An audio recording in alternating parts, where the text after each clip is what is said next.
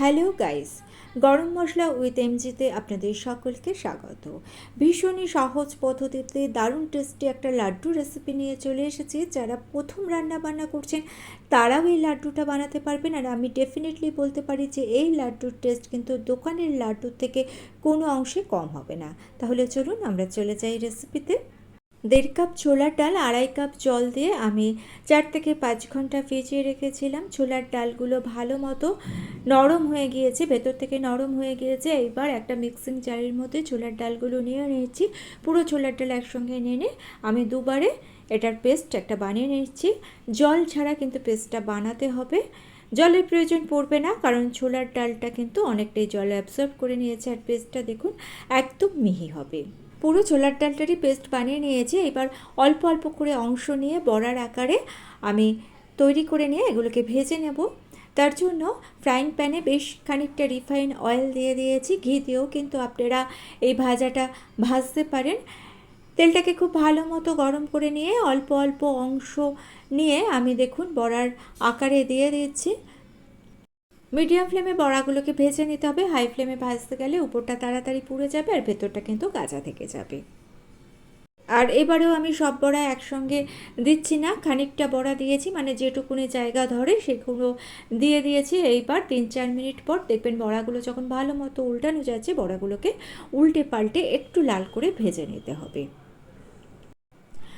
5 থেকে 6 মিনিটের মধ্যে বড়াগুলো দেখুন ভাজা হয়ে গিয়েছে। এই বড়াগুলোকে আমি তুলে নিচ্ছি। আর বাকি যে ডালগুলো আছে সেই ডালগুলো থেকেও বড়া আমি তৈরি করে নিয়ে তুলে নিচ্ছি। আর বড়াগুলোকে একটু ঠান্ডা করে নিচ্ছি, মানে হাত সওয়া ঠান্ডা করে নিতে হবে। বড়াগুলোকে হাত সওয়া ঠান্ডা করে নিয়ে একটা মিক্সিং জারের মধ্যে বড়াগুলোকে দিয়ে এর একটা ডাস্ট বানিয়ে নিতে হবে।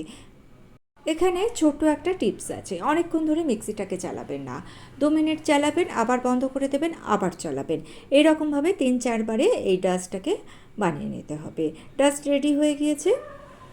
ফ্রাইং প্যানটাকে পরিষ্কার করে নিয়ে এর মধ্যে 2 কাপ চিনি দিয়ে দিলাম। যতটা চিনি দিয়েছি তার অর্ধেক জল দিতে হবে, অর্থাৎ 1 কাপ জল দিলাম। 1.5 কাপ ছোলার ডালের জন্য 2 কাপ চিনি এখানে ব্যবহার করা হয়েছে। কন্টিনিউয়াস নাড়াচাড়া করে চিনিটাকে প্রথমে মেল্ট করে নিলাম। আর এখানে কিন্তু একতার কিংবা দুতারের কোনো রস তৈরি করার প্রয়োজন নেই। জাস্ট একটু দেখুন এরকম চিটচিট করবে, তাহলেই বুঝতে হবে রসটা তৈরি হয়ে গিয়েছে। 3-4 মিনিটের মধ্যে কিন্তু রসটা তৈরি হয়ে যাবে। এইবার ছোলার ডালের যে ডাস্টটা ছিল সেটা দিয়ে দিয়েছি। মিডিয়াম ফ্লেমে এইবার পাক দিয়ে নিতে হবে। এইবার কিন্তু ফ্লেমটা কখনোই হাইতে রাখবেন না। হাইতে যদি রাখেন তাহলে খুব তাড়াতাড়ি এই রসটা শুকিয়ে যাবে আর পাকটা ঠিকঠাক হবে না। মিডিয়াম ফ্লেমে পাক দিয়ে নেবেন। আর খুব বেশি সময় একেবারেই লাগে না, মোটামুটি দেখুন 5 মিনিট আমি পাক দিয়েছি, তারপরেই কতটা ড্রাই হয়ে গিয়েছে। দিয়ে দিলাম কিছুটা কাজু বাদামের গুঁড়ো। এটা অপছন্দ হলে দেবেন না, দিলে অবশ্যই টেস্টটা ভালো লাগে। কাজু বাদাম গুঁড়োটা দিয়েও আবারও লো টু মিডিয়াম ফ্লেমে আমি পাক দিয়ে নিয়েছি। যেহেতু এখন পাকটা অনেকটাই হয়ে এসছে, তাই গ্যাসের ফ্লেমটাকে কখনো লো করে দেবেন, আবার কখনো মিডিয়াম করে দেবেন।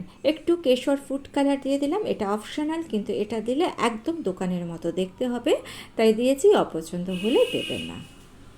কেশর ফুড কালারটা দিয়েও আরও মোটামুটি 2 মিনিট মতো একটু পাক দিয়ে নিয়ে এইবার একটু চেক করে নিচ্ছি। হাতের সাহায্যে খানিকটা অংশ নিয়ে দেখবেন, যদি দেখেন যে এটাকে লাড্ডুর আকারে গড়া যাচ্ছে, তাহলে মনে করতে হবে যে পাকটা ঠিকঠাক হয়ে গিয়েছে। নাড়তে নাড়তেই কিন্তু বুঝতে পারবেন। আমি মোটামুটি অল টোটাল 7 মিনিট মতো পাক দিয়েছি, তারপর আমি চেক করে নিচ্ছি। দেখুন হাতে নিয়ে নিলাম। হাতের সাহায্যে লাড্ডুর আকারে খুব সহজেই তৈরি করে নেওয়া যাচ্ছে। গ্যাসের ফ্লেম অফ করে দিয়ে 1/2 চামচ ঘি দিয়ে দিলাম আর 1/2 চামচ এলাচ গুঁড়ো দিয়ে দিলাম। ঘিয়ের পরিমাণটা একটু বেশি দিতে পারেন, আমি খুব বেশি ঘি দিইনি।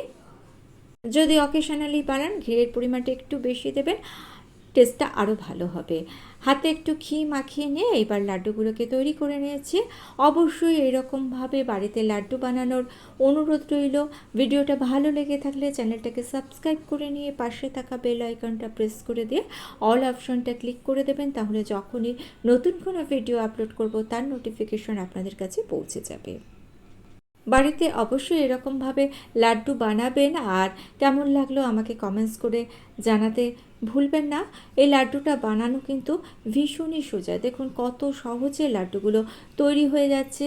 আর বানালেই আপনারা বুঝতে পারবেন যে এই লাড্ডুটার টেস্ট কতটা ভালো হয়।